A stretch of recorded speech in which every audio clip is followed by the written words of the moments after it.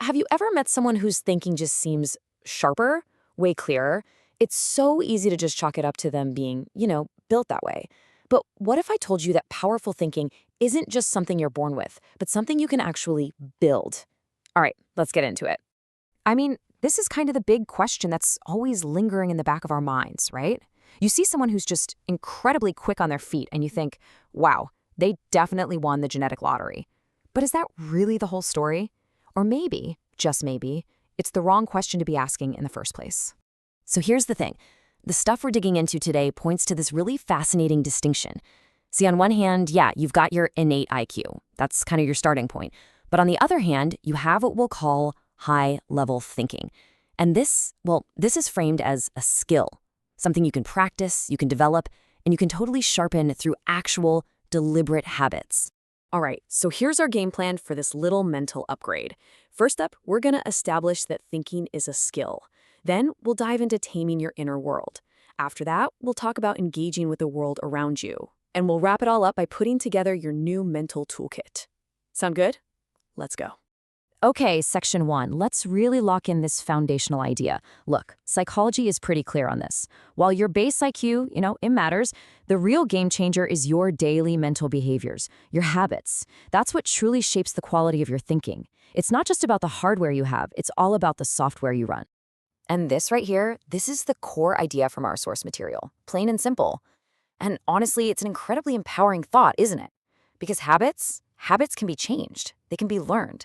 Which means every single one of us has the power to level up our thinking, starting right now. All right, time for section 2, taming your inner world. So now we get into our first set of habits. And this is all about the internal game, right? How we manage that voice in our head, our thoughts and impulses before they even get out into the world. This is where the real work begins. So our first habit has a bit of a fancy name, metacognition. But don't let that intimidate you. All it really means is thinking about your thinking.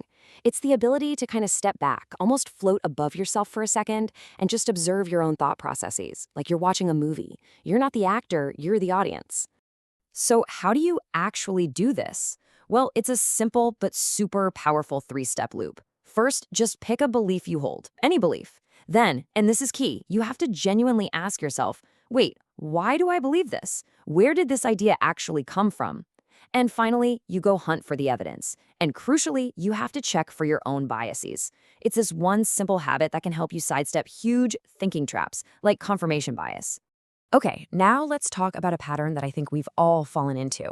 Something happens, you feel that jolt of emotion, and boom, instant reaction. It's this super fast, automatic chain of events. Impulse, then reaction. And let's be honest, that little chain reaction is often the birthplace of some of our less than great decisions. And this quote, man, it just nails the solution. Intelligence is not just about knowledge, it's about control. The second big internal habit is all about emotional regulation. It's about creating just a tiny, tiny pause, a little gap between that impulse and your reaction. Because in that little gap, that's where the magic happens. That's where logic gets a chance to step in.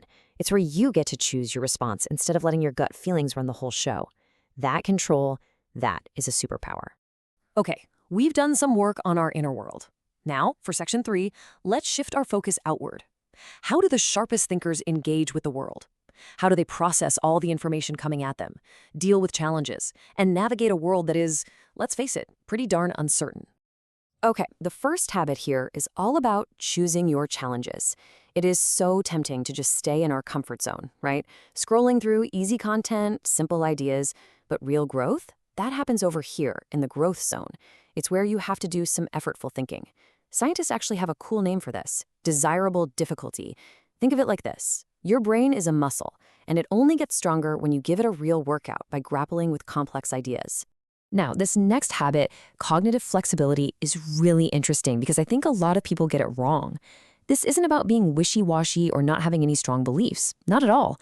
It's about having the strength to update your beliefs when new evidence comes along. And the sources we looked at are clear. This trait is one of the strongest markers of higher intelligence. And just listen to this quote because it's so powerful. Changing your mind based on evidence is a sign of strong thinking, not weakness. Let that one really land for a second. We're often taught that flipping your position is a sign of failure, but this completely reframes it. Being able to adapt to new, better information isn't weakness. It's one of the absolute clearest signs of a strong, secure, and confident mind. All right, our next habit is about getting rid of black and white thinking. It's so easy to fall into the trap of using absolutes, right? This will always happen. That will never work. But reality? Reality is almost never that simple. The sharpest thinkers avoid this trap by thinking in probabilities. They learn to see the entire world in shades of gray. So instead of asking, will this happen?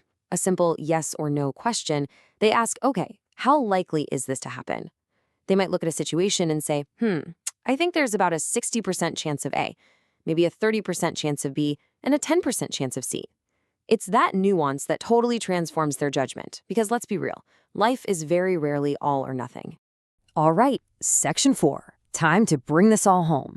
We've talked about the inner game and the outer game. Now let's package all of this up into your new mental toolkit, something you can start putting into practice today. So here it is, your 5-habit cheat sheet. Number 1, question your own thinking. That's our old friend, metacognition. 2, actively choose to tackle mental challenges. 3, create that all-important pause before you react. 4, be ready and willing to update your beliefs. And number 5, think in probabilities, not in absolutes. And this really brings us full circle, back to our big idea.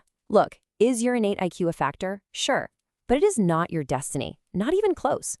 The daily mental behaviors you practice, the habits you choose to build every single day, that can have a much, much bigger impact on how you think and ultimately on how you live. So I'll leave you with this one final question. Looking at that toolkit of 5 habits, which one jumps out at you? Which one feels like the most powerful upgrade you could make for yourself right now? Which mental habit are you going to start training first?